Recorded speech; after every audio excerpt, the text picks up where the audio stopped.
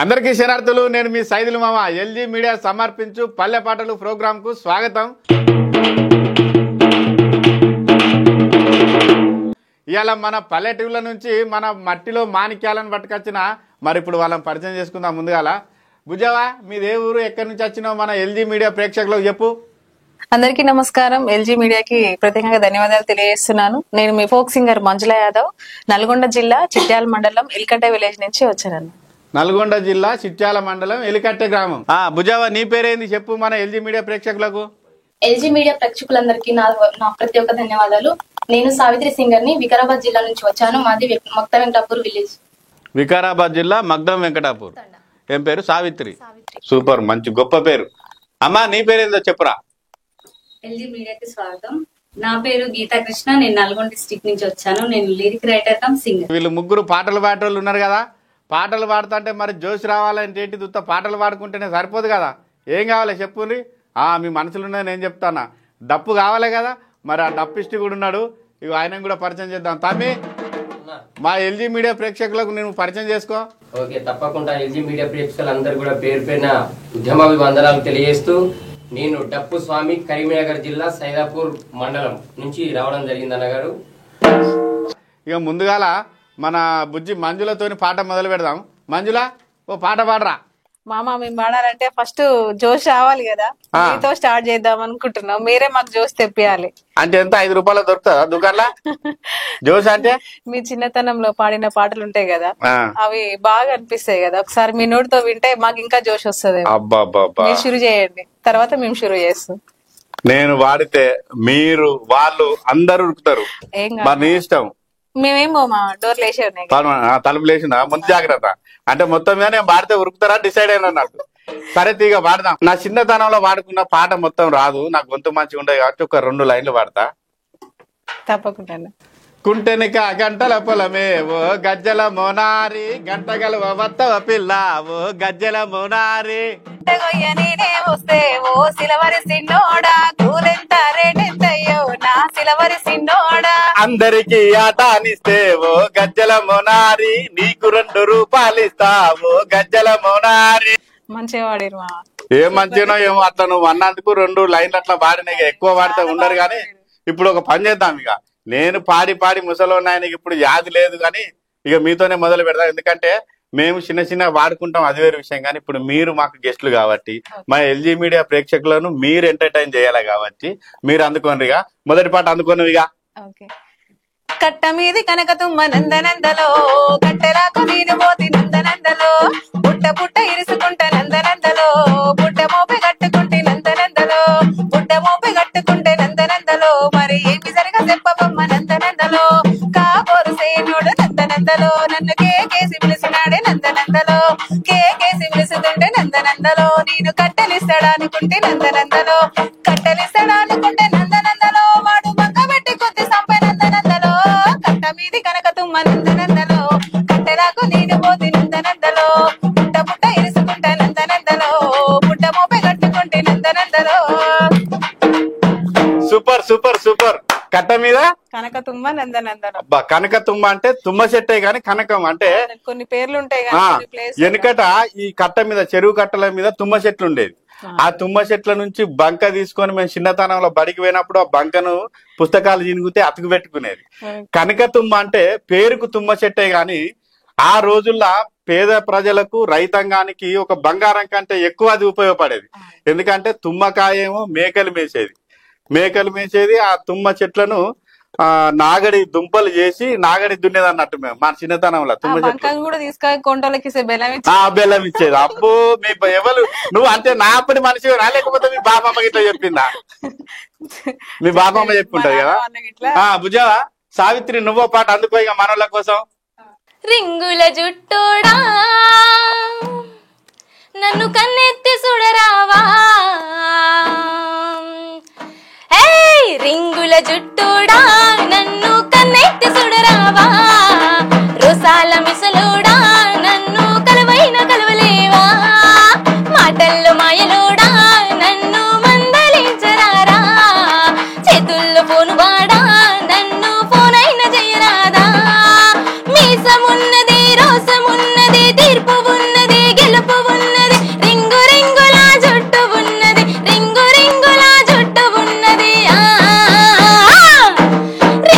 జుట్టుడా నన్ను కన్నెత్తి సుడరావా రోసాల మిసులుడా నన్ను పిలువైన పిలువలేవా చేతుల్లో ఫోను వాడా నన్ను ఫోనైన చెయ్యలేదా మాటల్లో మాయలుడా నన్ను మందలించరారా ఫోనులున్నది పాట ఉన్నది మాట ఉన్నది తీర్పు ఉన్నది రింగు రింగుల జుట్టు ఉన్నది రింగు రింగుల జుట్టు ఉన్నది దానికి మించిన స్టైల్ ఉన్నది బా మస్తు పాడినావు. మీసం ఉన్నది రోషం ఉన్నది అంటే నా గురించే పాడినావు కదా, కానీ రింగులు ఎంచుకెళ్ళావు కదా అంటే నువ్వు నా కోసం కాదు పాడింది, ఇంకెవరి కోసం నాకు అర్థమైంది. కానీ అయితే ఈ పాట నువ్వే రాసుకున్నావా? అంటే ఈ పాట రాయాలని నీకు ఎందుకు వచ్చింది ఆలోచన? కళలో వచ్చింది, ట్యూన్ బాగుంది కదా అన్నట్టుగా రాసుకున్నా. కళలు వచ్చినది అంటే కళలో ఒక పాట రాయమని వచ్చిందా? ఏ మనిషి అన్న వచ్చి కళలో నువ్వు ఈ పాట రాయని చెప్పిండా? ఏ మనిషి వచ్చి కళలో ఇట్లా పాట రాయమని చెప్పలేదు, కళలో ఇట్లా రాస్తే బాగుంటది కదా అని థింక్ చేసుకున్నా. అబ్బబ్బబ్బబ్బబ్బా మస్తు పాడినావు. పాట అయితే నువ్వెంత చక్కగా ఉన్నావో నీ గొంతు కూడా అంత చక్కగా మంచిగా ఉన్నది. కోయిలకు మరో రూపం అంటే నల్లగున్నావని కాదు, నేను కోయిలకు మరో రూపం, నేను కోయిల గొంతుకు మరో రూపం నీ గొంతు అన్నట్టు. ఇప్పుడు ఇక బుజ్జావా నువ్వో పాట అందుకో. సురా సురా అగరో సురా సురా సురా సురా సూపులోడు మా పక్కింటి పోరగాడు హలో హాయి అంటూ నీడలే నా ఎంటే తిరుగుతాడు రాయే రాయే పోరి అంటూ నన్ను రంగుల్లో ముంచుతాడు వాని మీసాలే తిప్పుతూ ముద్దుగా నన్ను ముగ్గుల్లో దించుతాడు ఫ్యాషనే వద్దంటాడు హైల్స్ చెప్పులే వద్దంటాడు చెవులకు జుమికీలు మట్టిగాయలతో నీ ముద్దుగా రమ్మంటాడు ఫ్యాషనే వద్దంటాడు హైల్స్ చెప్పులే వద్దంటాడు చెవులకు జుమికీలు మట్టిగాయలతో నీ ముద్దుగా రమ్మంటాడు సుర్రా సుర్రా అగరో సుర్రా సుర్రా అర్రనర్ర సుర్రా సుర్రా సూపులోడు మా పక్కింటి పోరగాడు హలో హాయి అంటూ నీడల్లే నా ఎంటే తిరుగుతాడు రాయే రాయే పోరి అంటూ నన్ను రంగుల్లో ముంచుతాడు వాని మీసాలే తిప్పుతూ ముగ్గుల్లో ముంచుతాడు. Super super. రాయే రాయే పోరి అంటూ నియమడే పడతాడు. ఎత్తు మడి వల్ల చెప్పులు అద్దంటాడు, ఇంకేమంటాడు. మంచి అంటే మంచి ఈ కాలం పొలగాళ్ళు మా ఉన్నది గింతంత అయినా ఓ చెప్పులు అలా ఇంతెత్తు మడిమలు వేసుకొని తిరుగుతారు. అంటే పొలగాడు మంచి స్టైల్ అద్దంటాడు అన్నట్టు. ఫ్యాషన్ వద్దు, మంచిగా మట్టి గాజులు జుమ్కీలు బుట్టాలు మంచిగా. ఒక్క మాటలు చెప్పాలంటే ఏతులు కొట్టద్దు అంటాడు అన్నట్టు. సూపర్. మీ వెనకబడే పిల్లగాడు మంచోడు అన్నట్టు. బుజ్జావా నేనే రాసిన. నువ్వే రాసినావా? నేనే రాసి నేనే పాడినా. నువ్వే పాడినావా? అబ్బాబ్బాబ్బా. ఈ పాట రాయాలనే ఆలోచన ఎందుకు వచ్చింది? అంటే మన అప్పుడు చిన్నతనంలో గుర్తు తెచ్చుకొని మా మ్యారేజ్ అయిన కొత్తలో మన హస్బెండ్ తోని కళలు ఉంటాయి కదా, అట్లా కంపేర్ చేసుకుని. ఆమె అంటే ఏదన్నా ఇప్పుడు మేము గొర్రెలకాడికి పోయినప్పుడు ఏం చేసేది అంటే ఇప్పుడు ఆ చెట్టు మీద పాల పిట్టలు అవి ఇవో తిరుగుతుంటే చూసి మాకు పాటలు ఇట్లా గుర్తొచ్చేది. పుట్ట మీద పాల పిట్ట జాజి మొగిలాలి పట్టా పోతే తెలుగుట్టే జాజి మొగిలాలి అన్నట్టుగా. అయితే మాకు ఎడ్లగా పోయినప్పుడు బర్రెలగా పోయినప్పుడు గొర్రెలగా పోయినప్పుడు పొలాల కాడి కళ్ళాల కాడి పోయినప్పుడు అక్కడ ఏదైనా జరిగిన సంఘటనలు మాకు పాట రూపకంగా గుర్తొచ్చేది అన్నట్టు. అయితే అట్లా మీకు ఇది ఏ సందర్భంగా గుర్తొచ్చిందని అడుగుతాను. అట్లా సూపర్. ప్రతి ఒక్కరికి వైఫ్ అండ్ హస్బెండ్ కి. ఓకే అమ్మా నువ్వు ఒకటి అందుకో మళ్ళీ. రాయ రాయ రామరదన రాములోరి బాయి కాడి గుండెలాడి మరి గుయ్య కలిసి పోదమాని వందెలాడి మరి గుయ్య కలిసి పోదమాని రాయ ఇంట ముదర పట్టే మాడ చూడు మంట పట్టే వందెలాడి మరి గుయ్య కలిసి పోదమాని వందెలాడి మరి గుయ్య కలిసి పోదమాని నీతోనే నాది జోడి నేను కోరు నిన్ను వీడి వస్తనోదినే మరి గుయ్య కలిసి నీతో నేను వస్తనోదినే మరి గుయ్య కలిసి నీతో నేను సానరాయితో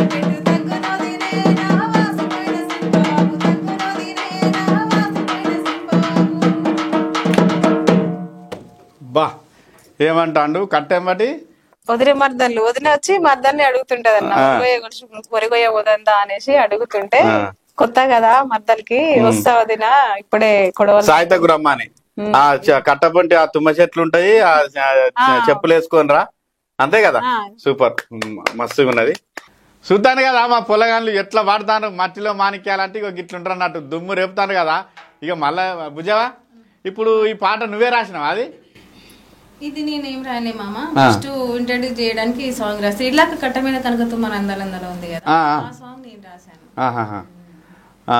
ఇప్పుడు నువ్వు ఒక పాట అనుకో మన నాగరాజు తమ్ముడు చేసిండు ట్యూన్ దానికి. నాగరాజు తమ్ముడు ట్యూన్ చేసిండు అన్నట్టు అంటే ట్యూన్ అంటే పల్లవి చరణం ఎట్లా పాడాలి ట్యూన్ ఉండే దానికి ఇట్లయితే బాగుంటది అనేసి సూపర్ నాగరాజు తమ్ముడు నువ్వు ఈ పాటకు ట్యూన్ చేసినందుకు నీకు కూడా శతకోటి వందనాలు. నువ్వు ఇట్లనే ఇంకా బాగా మస్తు పాటలకు ట్యూన్ చేయాలి.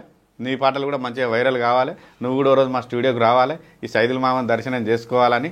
భుజవా అందుకో నువ్వు ఇంకో పాట అందుకో ఇక బాయి కాడ జొన్న కంకి తెస్తానే పిలో జరాగరాదే నా మరదాలా బాయి కాడ జొన్న కంకి తెస్తానే పిలో జరాగరాదే నా మరదాలా ఆ జొన్న కంకి తెచ్చులప్పు ఓ బావో మన ఊరి బాట పడుతాను నా బావా ఆ జొన్న కంకి తెచ్చులప్పు ఓ బావో మన ఊరి బాట పడుతాను నా బావా బాయి కాడ జొన్న కంకి జొన్న కంకి తెచ్చులప్పు ఓ బావో మన ఊరి బాట పడుతాను నా బావా జొన్న కంకి తెచ్చులప్పు ఓ బావో మన ఊరి బాట పడుతాను నా బావా నువ్వంటే మానమాయ నా బావో నా గుండెల్లో దాచుకున్న నీ ప్రేమ నువ్వంటే మానమాయ నా బావో నా గుండెల్లో దాచుకున్న నీ ప్రేమ జొన్న కంకి బాయి కాడ